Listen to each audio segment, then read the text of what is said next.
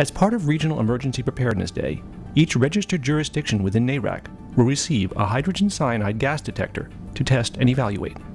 The hydrogen cyanide gas are produced from carbon and hydrogen combustion, and natural things like silk, wool, paper, certain types of papers produce it, and then man-made things like any type of plastics or polymers produces hydrogen cyanide. So every household, every business, every structure that the firefighter responds to for a fire contains some of these materials that would produce hydrogen cyanide gas.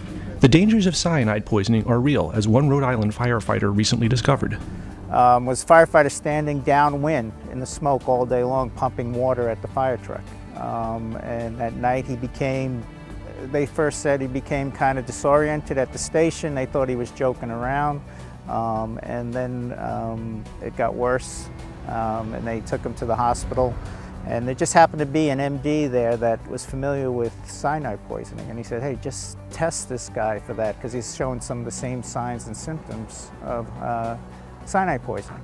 And it turned out that, yeah, he was exposed to it. And, you know, it's one of those things that have probably been affecting firefighters since the beginning of time, and we just weren't aware of it. And we have, over the last 20 years, have worn our self-contained breathing apparatus at fires, but we have a tendency to take them off a little early sometimes. And we had no way of measuring whether the atmospheres we were working in had these chemicals in them. Now we're giving them a tool to monitor to make sure that there aren't any levels of hydrogen cyanide gas in there. The Gas Alert Extreme is one of the most dependable and widely used single gas detectors on the market today. NERAC chose these hydrogen cyanide detectors because they're durable, they're easy to use, they're not hard to maintain, and they have a battery that has a life of 2 years.